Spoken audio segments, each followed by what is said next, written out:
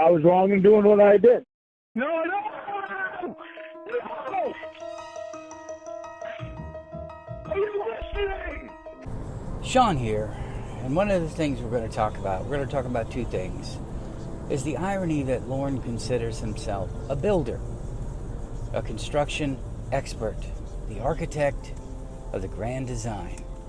He truly believes he knows how to build things. We know he can't maintain them. We know he can't.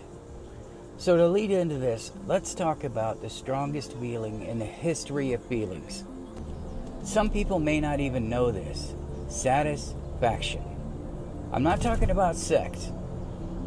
We can talk about two different types of satisfaction. There's one thing that you get both in that I can name right off the top of my head, and that's sports. You win a game, then eventually you win the championship. So there's a little bit of sustained satisfaction there. But with Lorne, he wants that instant gratification, and we all know that, but that's not what I'm talking about. We're talking about our satisfaction and what we enjoy. There's nothing better for me than karma. Karma coming back to get somebody. I don't know why, whatever they call it, short and broad, whatever. I can't even say the name, but you know what I'm talking about. Taking pleasure in someone else's misery. It happens a lot, especially when I see someone who's done some really bad stuff to other people. Watching it come to get them. I would imagine Gorilla Gwen in that picture trying to catch her little monkey boy, Lorne Armstrong, did not have very much satisfaction in her life.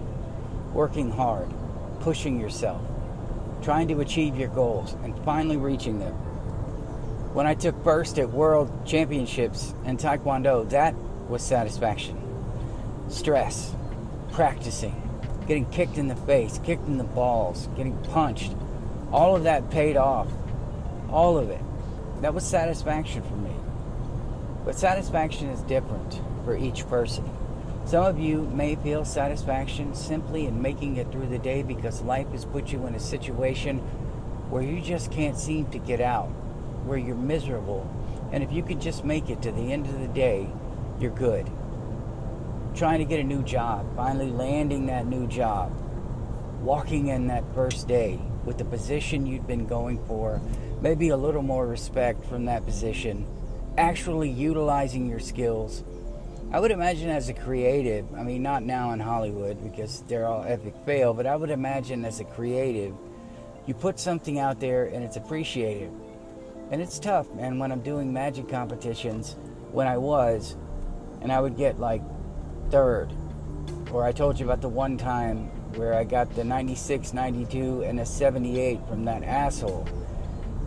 It hurts. It stings. And it bothers you. But when we're talking about satisfaction in terms of Lorne, he'll never have it. Nothing he's ever done. Nothing he's worked for. Nothing he's ever tried to accomplish. None of that. He will never have any satisfaction whatsoever. He will never lose his virginity. Ever. And he's the architect of his own demise, if we want to use the architect thing again. He's stupid. We know this. He's a guy who, when it comes to catfish women, will build a little house, will build a little structure, and when it's time to start laying the carpet or the tile or to put the roof on or paint the walls, all of a sudden, every day he comes in and starts chipping away at the pillars, the ceiling, the floors. He starts taking down what he just built. He gets so far, and then he just wrecks it. Because relationships for Lorne are about that initial connection. I'm not talking about the ones where he is a one-sided connection, but the connections where he's smokers laughing, and we know all the stuff we hate, giddy Lorne. When he's building that little bitty house, that shed, we'll call it. He builds the shed, lives inside of that shed emotionally and mentally, can't think outside of the shed, comes in every day, starts chopping away, uses his time on the phone to obliterate these women and obliterate himself. Obliviate, Harry Potter. If only we could do that with Lorne and just reprogram him.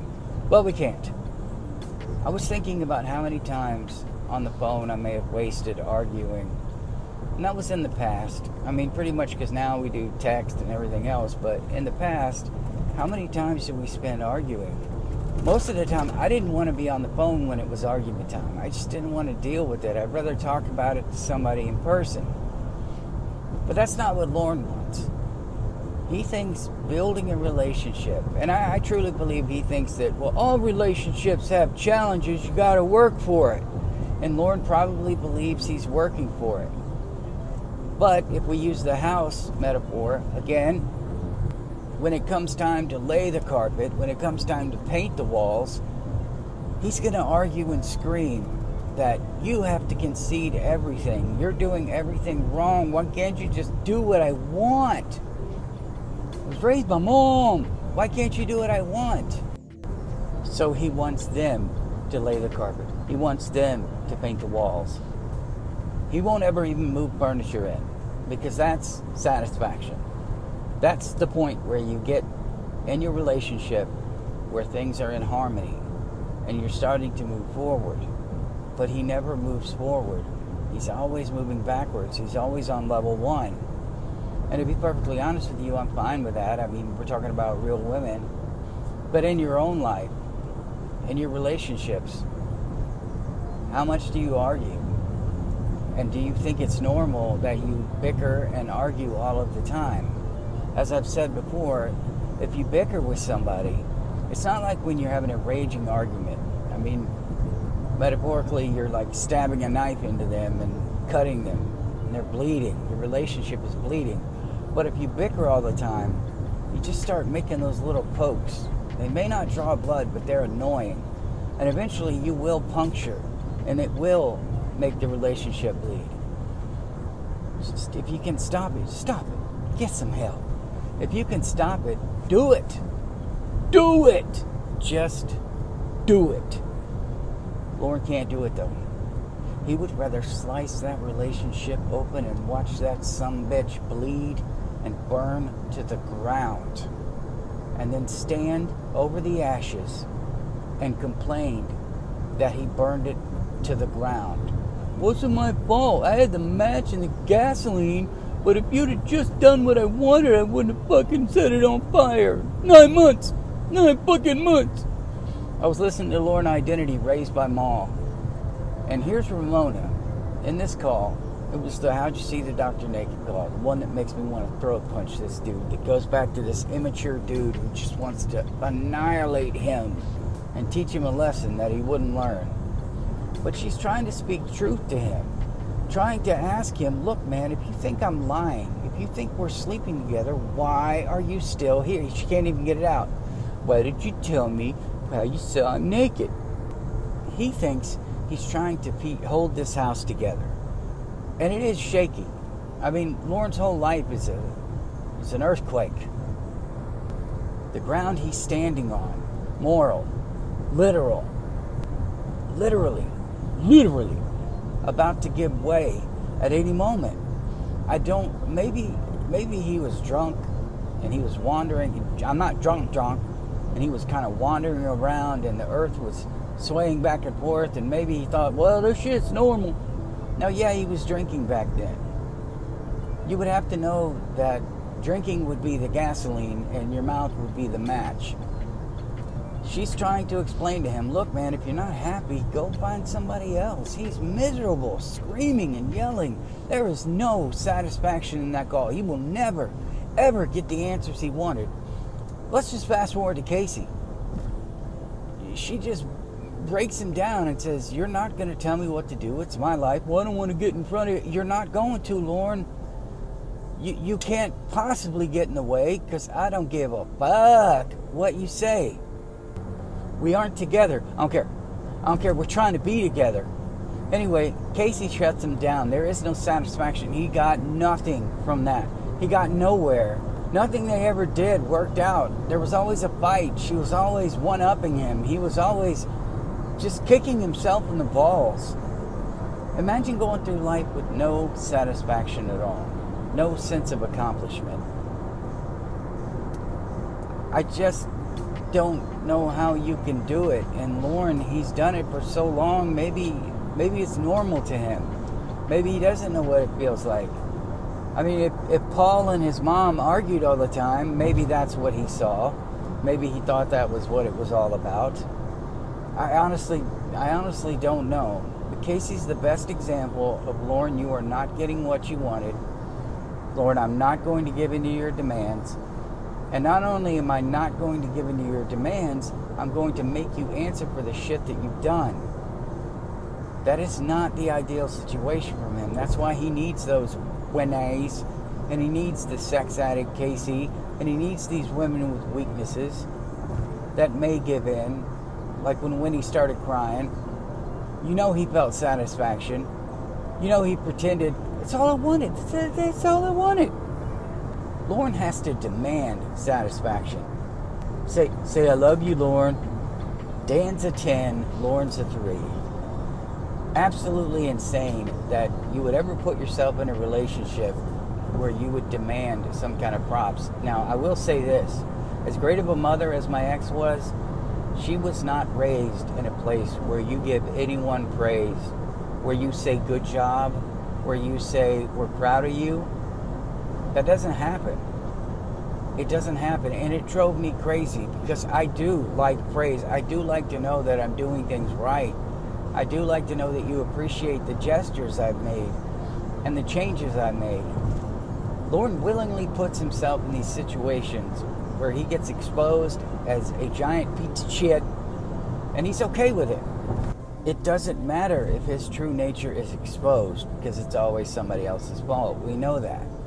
But when you're propping up your house that you built with lies, and you're saying that other people are the reason your house is in the shape it is in, I mean, what do you expect? The whole thing's going to collapse. And when it collapses, what kills me about him, it will collapse. It will crush him under the weight. But if there's a chance that these catfish women might speak to him again, he's going to build that little rinky-dink shed once more. But this time, he's not going to put the extra effort in. Think about that.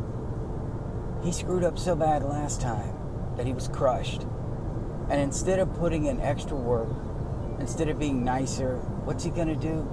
He's going to go in and immediately take a sledgehammer and start putting holes in the wall, because he's not going to say, wow, this woman is actually talking to me. He's going to spend the entire time talking about all of the shit that led up to the fact that she wasn't real, but he's still talking to her, of what she did to him and everything else. So he's not building a mansion. The dude is building a tool shed because he is a toolbox. Seriously. Just eating ice cream can be satisfaction for some people. I don't even think he could find satisfaction in that. Cigarettes, that instant gratification, I don't think it's that. It's Lorne's addiction. Maybe he thinks beating your addiction is satisfaction. Maybe that desperate need for something, filling it just enough to kind of curve the edge, maybe he thinks that's satisfaction. I don't know. But what I do know is that Lorne, he can't move forward because he's willingly, maybe unknowingly, maybe he doesn't think he's doing it, he's tearing everything down. And eventually it will collapse. He'll think he's moving forward the whole time. He'll think they're moving toward marriage, kids, a life together. But he's chasing them away. They're running the other way. And he's so stupid, so backwards, that maybe he can't tell it's in the opposite direction. I don't know. But I do know he'll never have anything worth anything, and he'll never feel a true sense of accomplishment or reward. And I'm okay with that. I love you guys. I'll see you in the next one.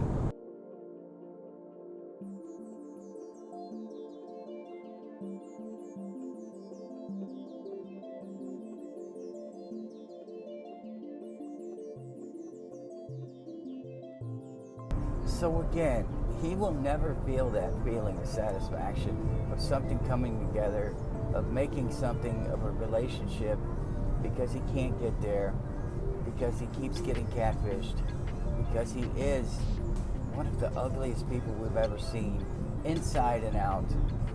He has nothing going for him. No woman wants to jump into a bunch of debt and a bunch of the baggage he has, and no woman wants to be compared to his mom constantly. I put you right up there with mom, and then when we get married, I have to care about you more than mom. I mean, fuck. Look at mom and Sharon. When I'm dating somebody or when I'm with them, I don't want to hear about their mom. Right before sex, Lorne would be like, oh, mom's going to be fucking so proud of me. Or after sex, you're totally more than my mom. Why are you talking to me about your mom after sex, Lorne? Because she's a fucking angel. Oh, God, I hope she didn't see. But he will never, ever feel that satisfaction. That's my video for today. I love you guys. I'll see you in the next one.